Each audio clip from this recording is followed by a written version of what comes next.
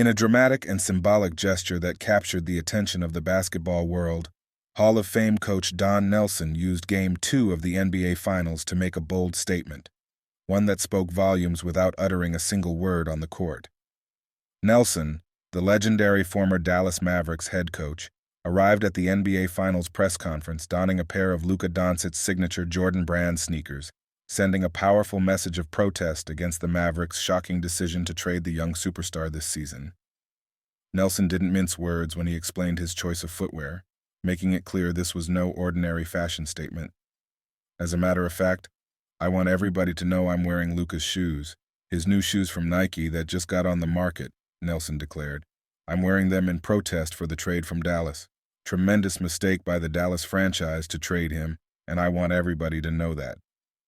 For Nelson, this goes beyond basketball strategy.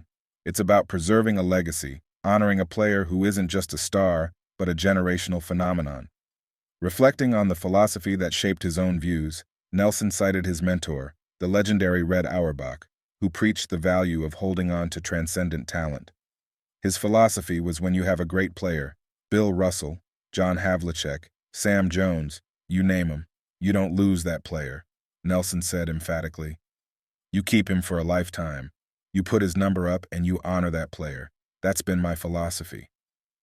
But the shadow of this controversial trade will loom large in the franchise's history, and the voice of Don Nelson, a coaching legend and Dallas basketball icon, will continue to echo as a reminder that some moves, no matter how calculated, can sting deeply and resonate for years.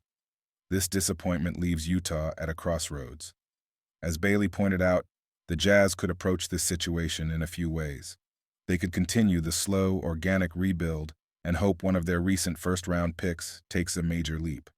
Alternatively, they could trade some of their current assets, like Markkanen, to acquire a win-now player or additional future picks.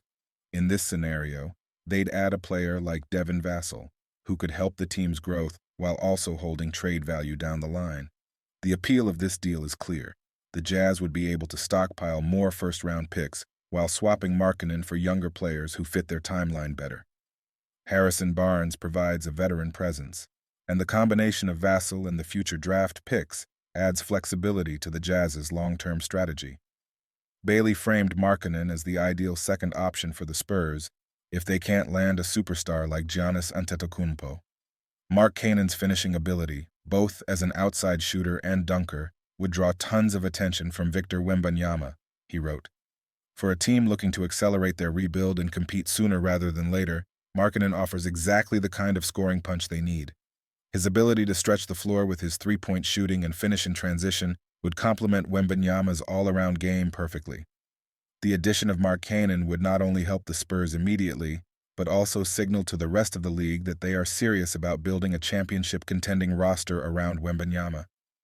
The Spurs would essentially be adding a versatile proven scorer who can help ease the pressure on Wembanyama's development, while also giving him another talented piece to work with on the court. Is this package enough to sway the Jazz? For the Jazz front office, the temptation of additional draft capital could prove too enticing. They already have a solid group of young talent, and adding more picks would only further increase their flexibility as they continue to rebuild. Moreover, Vassell's potential as a two-way player could provide the Jazz with a cornerstone piece to build around, while Barnes offers veteran leadership and stability. In the end, the Jazz would have to be wowed by this package to pull the trigger, but on paper, this is a solid offer that gives Utah the chance to continue its rebuild while setting itself up for future success. The Spurs, meanwhile, would secure a key player to help them take the next step in their championship aspirations with Wembanyama. Whether this trade comes to fruition remains to be seen, but it's clear that both teams could benefit from making a move like this. The Spurs, with Wembanyama in tow, are in the perfect position to make a run at a star like Markkanen. For the Jazz, the future is about flexibility, and this trade offers just that.